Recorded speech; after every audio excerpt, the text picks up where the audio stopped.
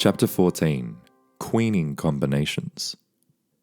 We're going to take a little while on this chapter to really work through the text and understand it before we go through the diagrams. Every pawn is a potential queen. The passed pawn, which is something we're going to define shortly, is a criminal who should be kept under lock and key. Mild measures, such as police surveillance, are not sufficient. A passed pawn increases in strength as the number of pieces on the board diminishes. Any material change in a position must come about by mate, a capture, or a pawn promotion.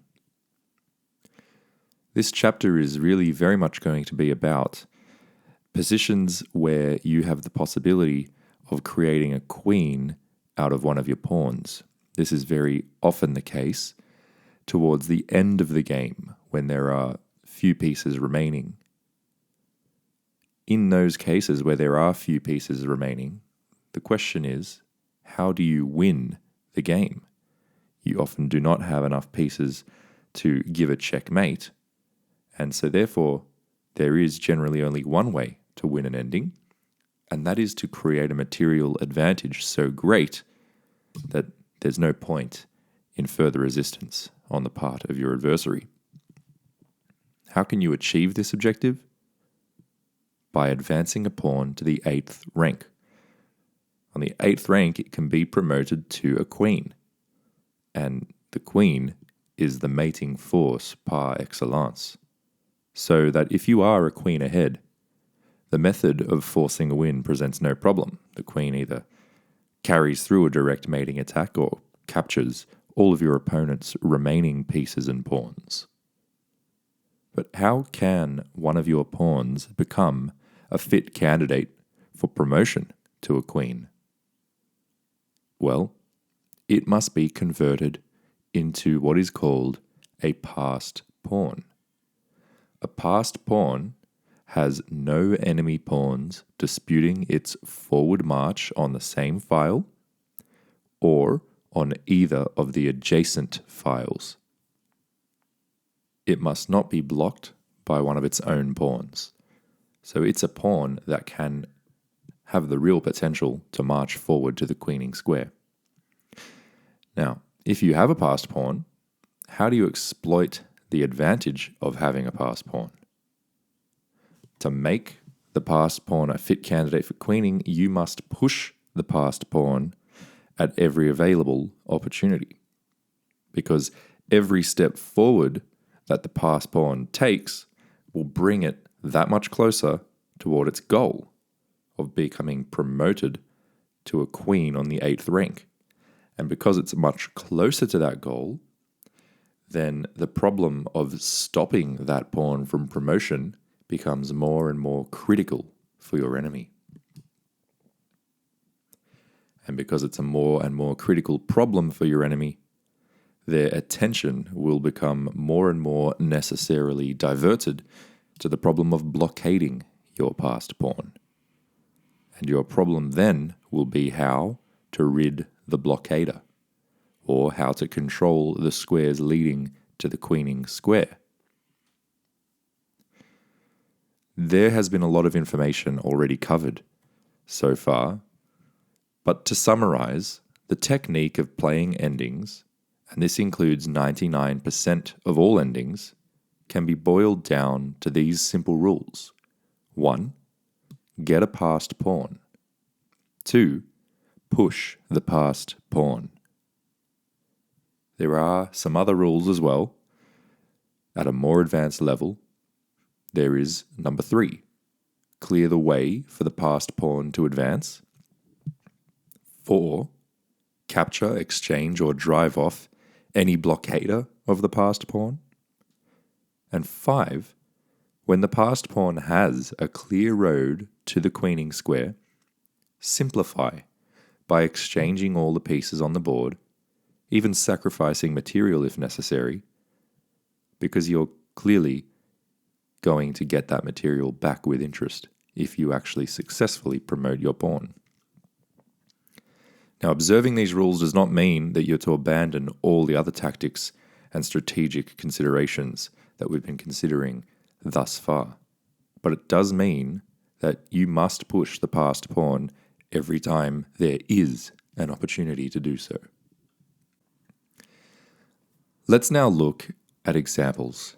This will be the best way to understand what a passed pawn is and why it's so important to push it towards promotion, thereby learning about queening combinations. In this first example, it's white to move. At first glance, the position seems quite hopeless.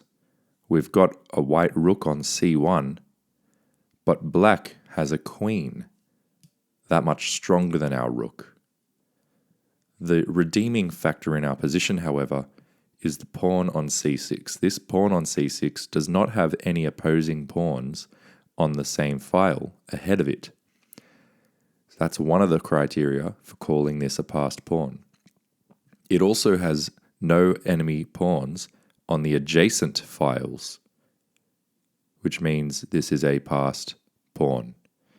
Now, it is possible for the black queen to blockade our passed pawn, perhaps by standing on this square, so that we cannot push our passed pawn towards promotion. However, as the position currently stands, this pawn is not being blockaded and can be pushed. Now, if we heed the advice of Irving Chernev and Fred Reinfeld, a passed pawn must be pushed at every available opportunity in order to maximally play effectively with this passed pawn and to win the game.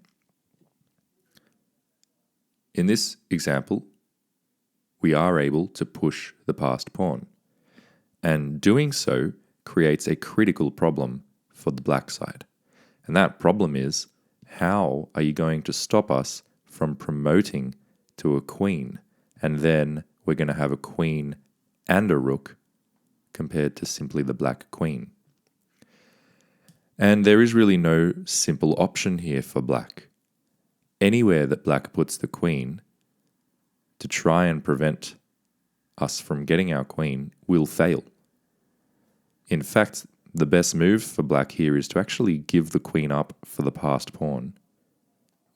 But in doing so, while we never got to make a queen out of our pawn, we did eliminate black's queen, and we remain with an overwhelming material advantage, an unencumbered rook.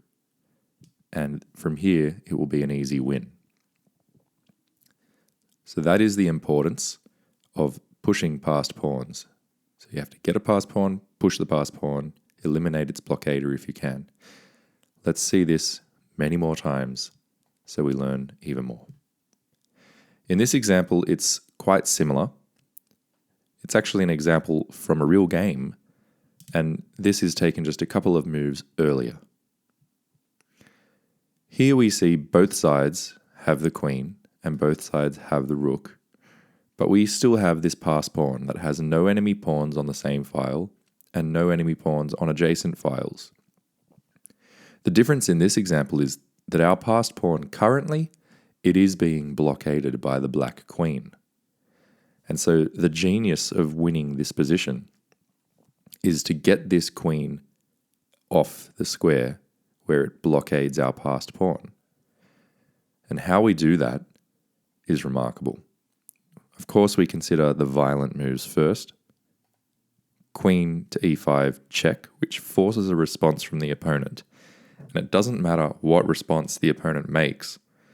On the next move, we're going to be able to, if we want, follow up with another very violent move of queen takes rook. So let's say that black chooses to move the king. We can now play queen takes rook, and black cannot simply allow us to take a rook.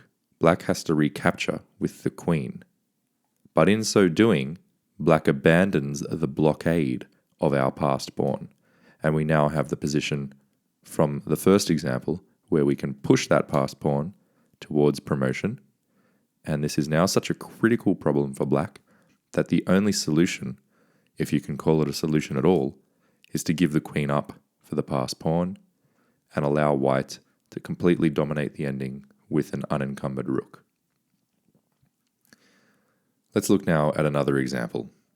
Here we see quickly that we have a passed pawn on the d file. There's no black pawns on this file, and there's no enemy pawns on the adjacent files, except for this one.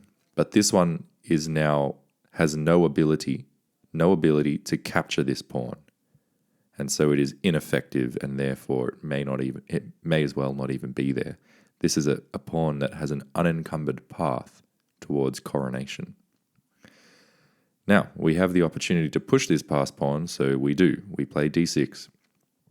And this pawn is now becoming a more and more critical problem for black. And black decides to blockade the progress of this pawn by playing knight d7. Now, it's simply logical that we're trying to push this pawn towards coronation on d8. Black is blockading our progress. What we need to do to progress is undermine the blockading piece. And we can do that with our bishop. So we play bishop c6, and we're now threatening to take this blockading piece and thereby free up the path for our pawn to continue its rush to queendom. So the black knight moves away to a safe square where it still protects the d7 square. But here we just need to find a way to continue with our pawn push. We can't push straight away, because if we do, black will take our bishop and also defend the queening square. And in that case, we would be complicating factors too much. Instead, we're better off playing bishop up to e8, where our bishop is safe and still protects the d7 square that we need to push our passed pawn forward. Now, black is essentially lost. They can try and bring the rook back towards the defensive squares, but now we do have an opportunity to push our passed pawn forward again. And there is no way to prevent queening that pawn, which means the best that black can do is give up the knight for that pawn. And after we maybe insert a check, which is not necessary, but we can, then we recapture the knight, and all of a sudden we have an overwhelming material advantage. Here's another example where, again, we see we have this passed pawn here on f6. It's got the ability to move up to f8 and become a queen. The problem is that there's this queen blockading our passed pawn. So, when we're considering violent moves, one of the moves we do consider is rook takes bishop, forcing the queen to take the rook back and abandon the defense or the occupation of the f7 square, which thereby allows us to push our passed pawn, creating the critical problem for black of how to prevent us from either taking this rook and making a queen or making a queen on the f8 square. Now, black chooses to save the rook by moving it to d8, where it also still defends this f8 square. However, we've got that square covered by our queen and our rook, and we are able to promote. After black recaptures, we can also recapture. That's with a check. It's almost a checkmate. The only move available to black is to retreat the queen. And here, the method of winning is so easy that we don't need to go into it. Stockfish says the best move is to put our queen here. Now, black cannot take our rook, because if black takes rook, queen takes rook would be checkmate. And also we're threatening, if black does not take the rook, we're threatening to play queen to f6 check. And that would actually be checkmate as well, because the queen cannot insert its defense, being pinned already. But it's also perfectly acceptable just to play rook takes queen, and you have this overwhelming material advantage where you're going to win anyway, as long as you don't fall prey to a knight fork. Let's continue with these examples. We immediately see here we've got our passed pawn. It's critically close to becoming a queen, but we don't have any way to support the queening square, which is defended by black's queen. So that's why we get the idea of what if we can remove this defender? Now we can play queen e6 check, which also attacks the queen and therefore forces a queen trade. And whilst this queen trade doubles up our pawns, it has eliminated the only defender of the e8 square. And by virtue of having a pawn now on e6, that pawn covers the d7 square, and crucially, it covers the f7 square. So the king cannot come closer in order to itself defend the e8 square. And therefore, in this position, black is completely helpless against this passed pawn. Black can only do a meaningless move and allow us to promote to a queen.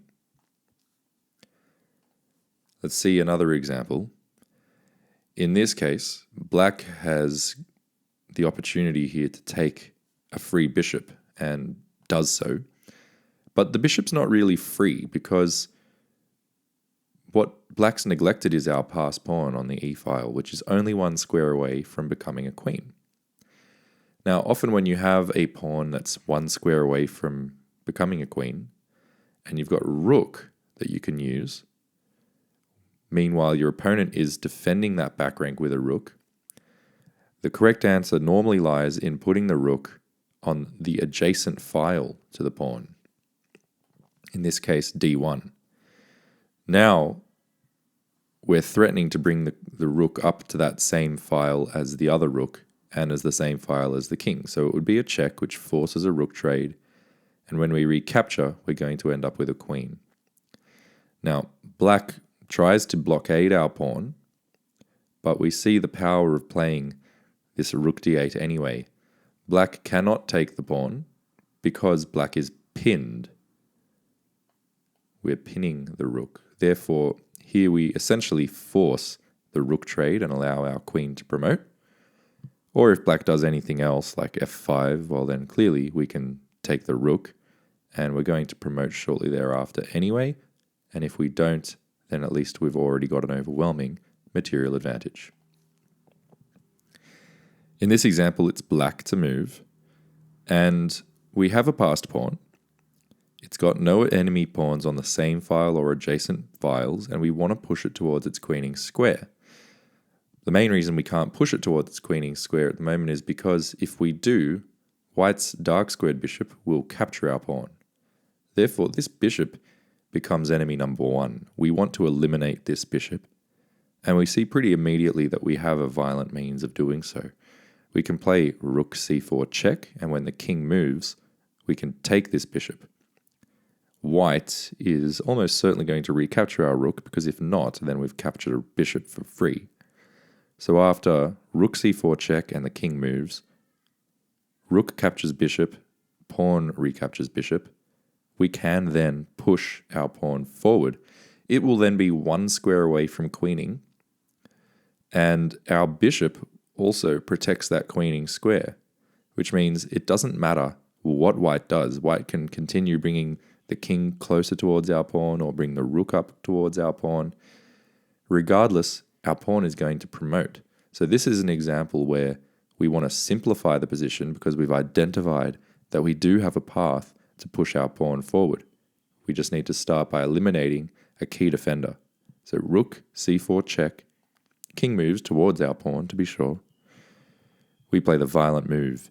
Rook takes bishop, forcing the rook to be recaptured. And now we push our passed pawn.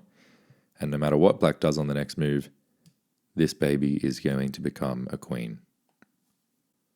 In this example, it is again black to move. And here we're going to learn about making passed pawns because we don't have any passed pawns here. The closest thing we have is the h4 pawn, which has no enemy pawns on the same file, but there is this enemy pawn on the adjacent file that has the potential to impede our progress. But we have an ability to take this pawn off the board, because we can play the violent move knight f4 check, which also forks this pawn. Now, after the king moves, it's very difficult to want to play knight takes g2, because we note that white's knight is also defending g2. So there is a mental block in a lot of us to want to actually sacrifice the material.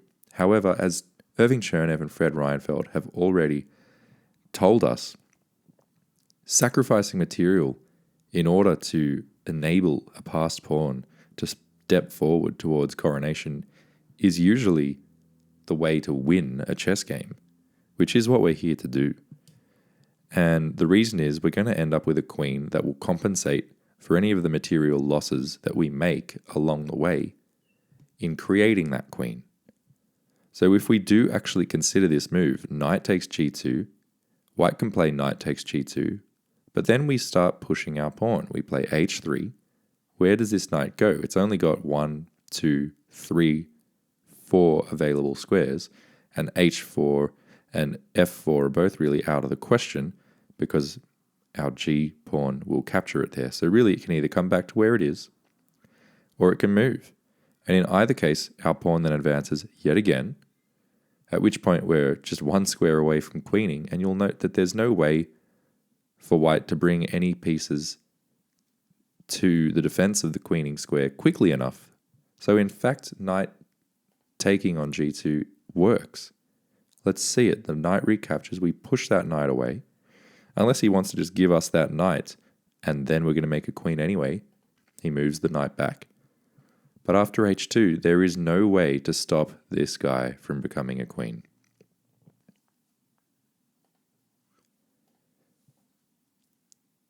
In this example, we have a very critical problem that we're posing to white, and that is our b2 pawn is but one square from its queening square. The problem for us is how do we actually promote this pawn? And what we need to be able to do is defend the queening square. We can do that with our queen. We can play queen e4 check.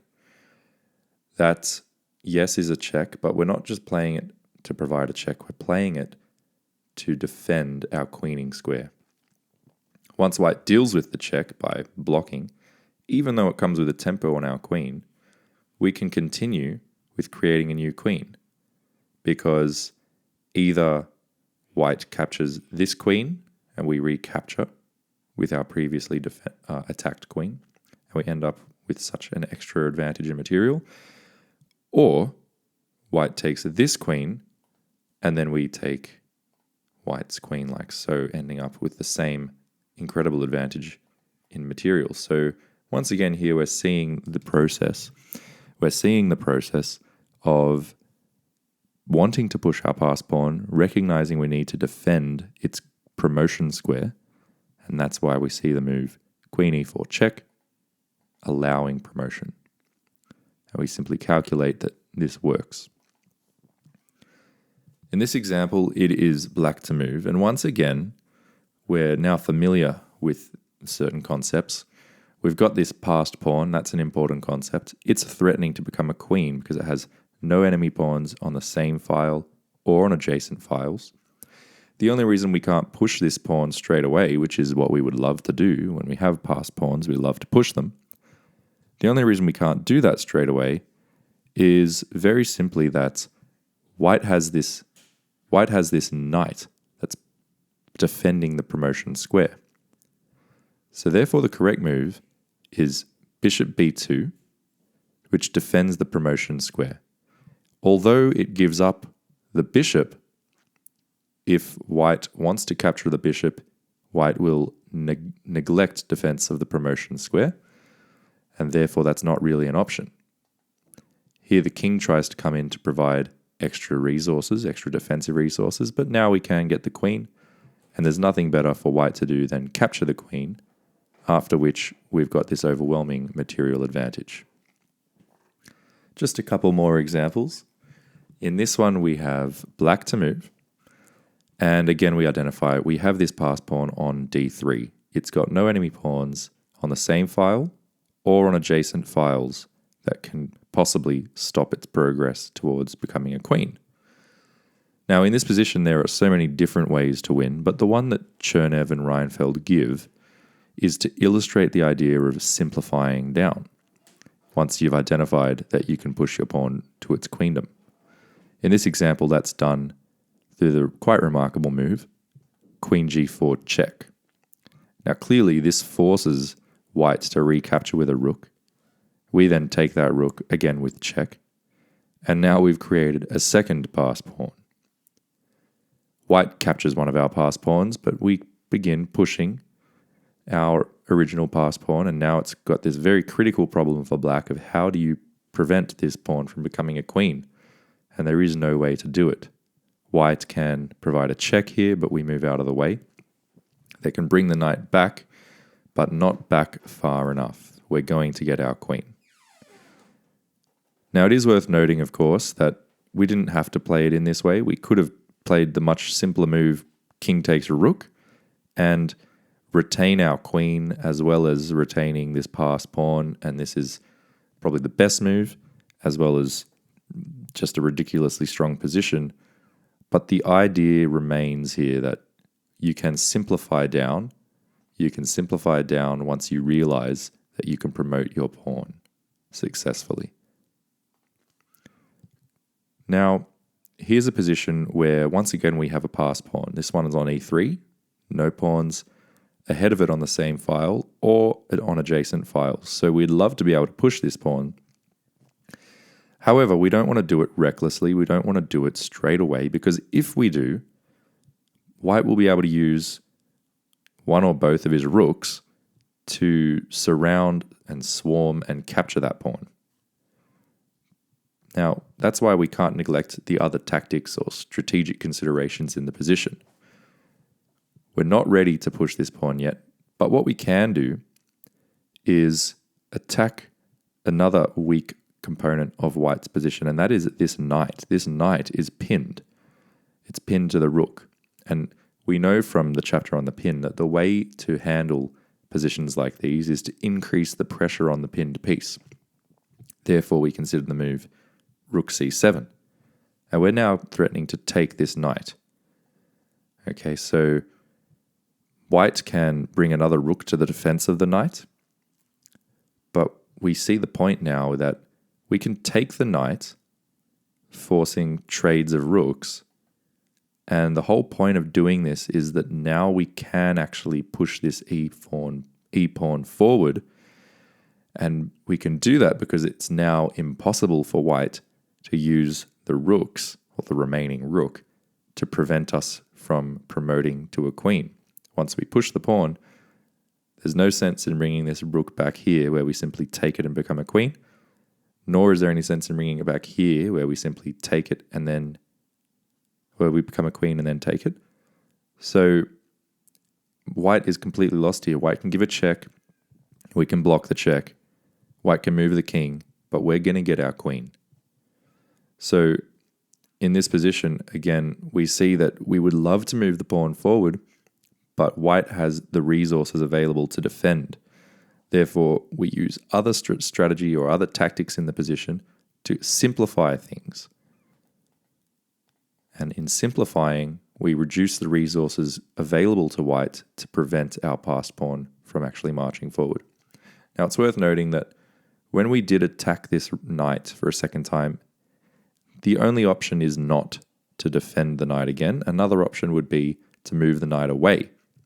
For example, knight f6 check. But here, the same philosophy applies. We're simplifying, so we can take that knight, and even after simplifications of this nature, the point is we end up in a position where we still have our passed pawn. We can defend that passed pawn by using our rook.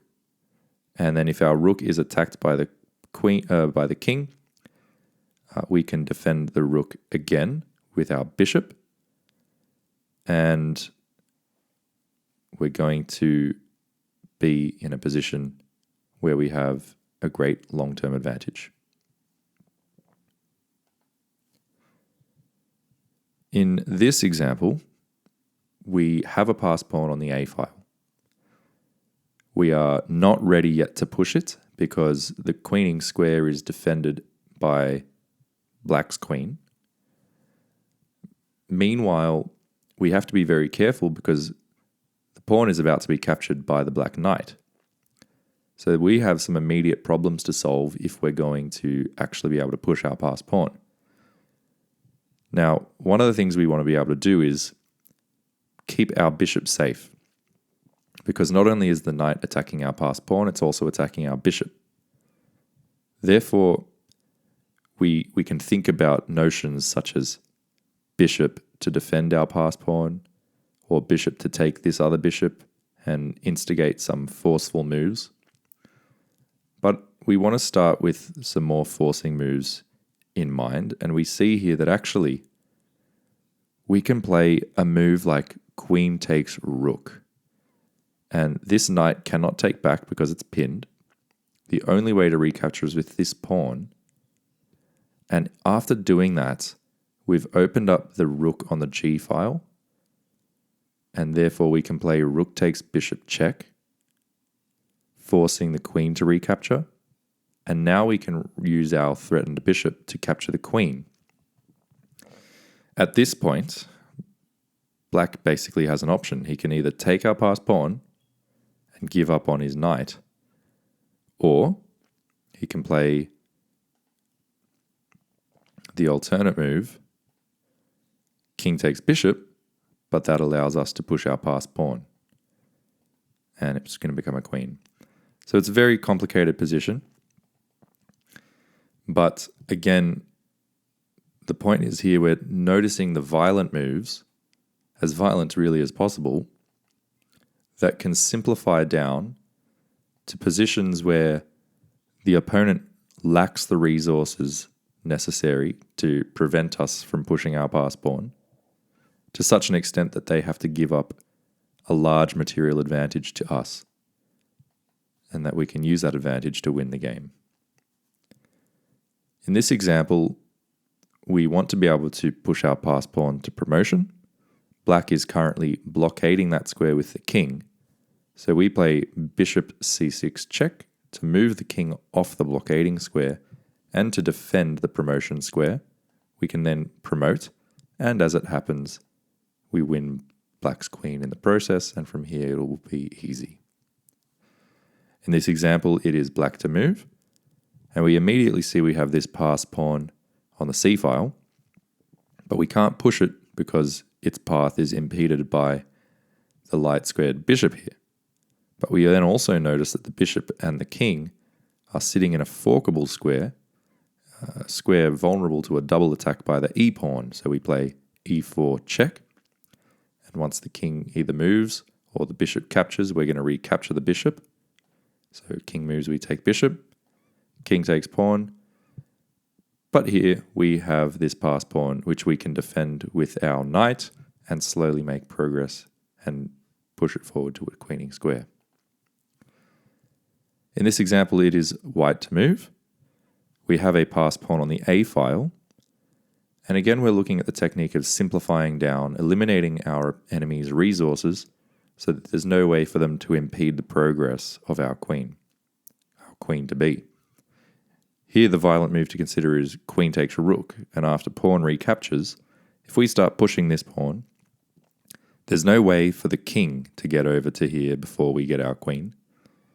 And if we push the pawn, there's no way for the bishop to stop us either. The bishop can try and come over to the b8 square to defend a7, but it's not going to be there on time. So queen takes rook, forcing the response pawn takes queen. We push this pawn, and there's no way, if the bishop does try and get across, trying to come up here, well, it's too slow because we get here first, and we're going to get our queen.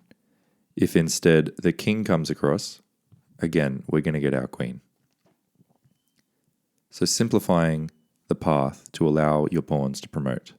Very important technique. In this example, we have a passed pawn. We'd very much like to promote it, but we're unable to at present. And the reason we're unable to is because black is defending the promotion square. But what we want to do, therefore, is move this piece, this rook which defends the promotion square, move it away. How can we do that? Well, we can play the forceful move queen takes knight check, which forces a queen trade. And now white's unable to trade, or to take our rook, although it looks undefended, because if he does, we're going to promote our passed pawn and get a queen. Therefore, white has to attack our pawn. And really what it's doing is blockading. It's blockading the promotion square. And you'll remember from earlier that when you have a rook that's on this back rank defending the promotion of a square of a pawn, and you also have a rook, what you often want to do is put your rook adjacent to your passed pawn. So we do that. In so doing, we capture a pawn and threaten a knight. But we're threatening now to bring our rook down here with check and completely win the game. White can defend their knight, attack our rook, and defend this queening square again. And here we move to a strategic factor that we can now infiltrate with our rook on the 7th rank. Our bishop does a wonderful job of defending our passed pawn, and keeping it there is a critical problem to tie down black's pieces for the rest of the game, and it's for that reason that we're winning here. That's it for this chapter. We are adding ever more tools into our arsenal, and in the next chapter we're going to be looking at the vulnerable first rank. See you then.